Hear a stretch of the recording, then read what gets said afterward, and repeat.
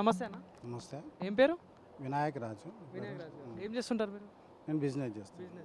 So ఎక్కడ sir మీరు ఉండేది? షేక్పేట్ నివాసం. షేక్పేట. ఇది జూబ్లీస్ కాన్స్టిట్యున్సీ? జూబ్లీస్ కాన్స్టిట్యున్సీ, సికింద్రాబాద్ పార్లమెంట్. సార్ మరి ఇప్పుడు తెలంగాణలో పార్లమెంట్ ఎలక్షన్స్ వస్తున్నాయి కదా, ఇంకో వారంలో ఎలక్షన్స్ ఉన్నాయి. సో మరి ఎట్లా ఉంది సార్ సికింద్రాబాద్ పార్లమెంట్ గెలిపే వరకు ఉండే ఛాన్సెస్ ఎక్కువ? ఈ సికింద్రాబాద్ పార్లమెంట్ నుంచి 100% బీజేపీ గెలుపు ఉంటుంది.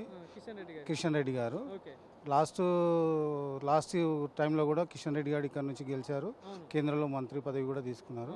అదేవిధంగా చాలా పనులు ఇక్కడ లోకల్గా చాలా డెవలప్మెంట్ చేశారు. ఇది కమ్యూనిటీ హాల్స్ కానీ, రోడ్స్ కానీ, ఇవన్నీ కూడా చాలా డెవలప్మెంట్ చేశారు. అదేవిధంగా ఈరోజు ప్రజలు కూడా ఆయనకు డెవలప్మెంట్ని బట్టి ఆయనకు ఓటు వేయాలని అనుకుంటున్నారు. సో మరి ఇప్పుడు సెంట్రల్లో మోడీ గవర్నమెంట్ ఉంది, అంటే బీజేపీ గవర్నమెంట్ ఉంది. సో మరి ఎట్లా అనిపిస్తుంది మరి ఈ 10 సంవత్సరాల్లో మరి పాలన ఎట్లా అనిపిస్తుంది మీకు? చాలా మంచి అనిపిస్తుంది. మోడీ యొక్క పాలన దేశానికి ఒక పకడ్బందీ బందోబస్తుగా అనిపిస్తుంది. బార్డర్సే కానీ, ఇంకోటి నేషనల్ రోడ్స్ కానీ, సైనికుల రక్షణ గురించి కానీ, ఇవన్నీ కూడా చాలా జాగ్రత్తగా తీసుకుంటుంది కాబట్టి, నిర్ణయాలు తీసుకుంటుంది కాబట్టి, అదేవిధంగా ప్రజల ఏదైతే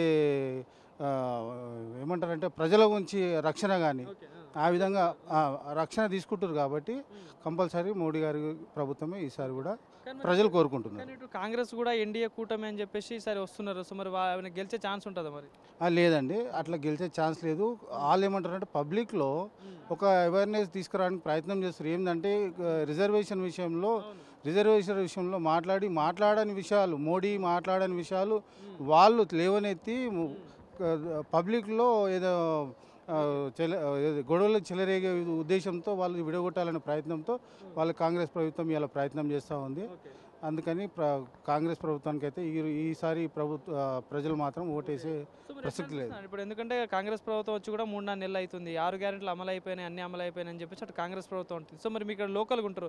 సో మరి ఎట్లా ఉంది నిజంగా అమలైన పథకాలన్నీ? 6 పథకాలు చెప్పాడు. 6 పథకాలలో ఒకటి పథకము యూజ్ అవుతుంది. అది కూడా లేడీస్కు ఏదైతే బస్సు ఫ్రీ అనేది ఒకటే యూజ్ అవుతుంది.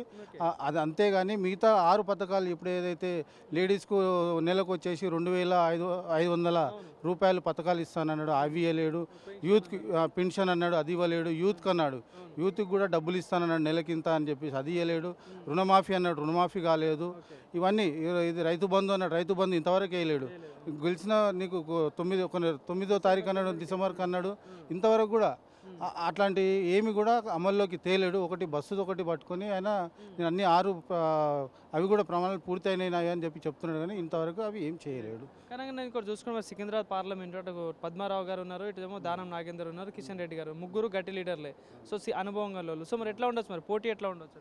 వాళ్ళకు బీజేపీతో పోటీ లేదు అసలు. బీజేపీ అనేది చాలా మేము ముందుకు వెళ్ళిపోయాము. వాళ్ళు నిల్చోవడానికి కూడా వెనుకంజ వేశారు. వాళ్ళ అధికారి అంటే ఇప్పుడు కేసీఆర్ కానీ, ఇప్పుడు ఉదాహరణకు పద్మారావు గారిని చూసుకుంటే ఆయన కిషన్ రెడ్డి గారి పేరుని అసలు నేను పోటీని నేను నిల్చోలేను, నేను ఓడిపోతాను ఆయన క్లియర్గా చెప్పేశారు. చెప్పిన తర్వాత కూడా కేసీఆర్ గారు ఆయనతో మాట్లాడి లేదు మన వ్యక్తికి మన పార్టీ నుంచి కూడా అభ్యర్థి ఉండాలి కాబట్టి ఆయనని ఒప్పించి ఆయన నిల్చోబెట్టిండు. ఆయనకు ఓడిపోతాను తెలుసు కూడా అంతంత మాత్రమే తిరుగుతూ ఉన్నారు. ఈరోజు కిషన్ రెడ్డి 1,50,000 ఓట్ల మెజారిటీ ఉంటుంది కంపల్సరీ. Thank you.